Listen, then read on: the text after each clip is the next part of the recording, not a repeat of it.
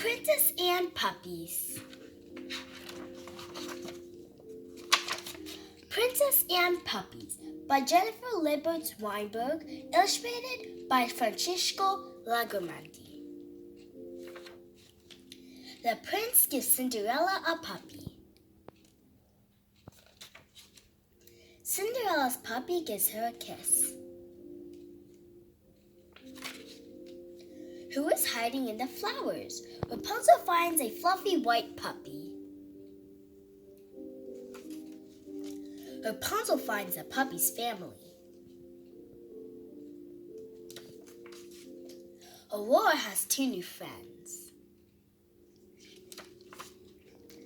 The puppies like to chase the stick. Belle gets to choose a puppy. Belle picks the wiggly puppy. Snow White has a new pet. Her puppy loves belly rubs.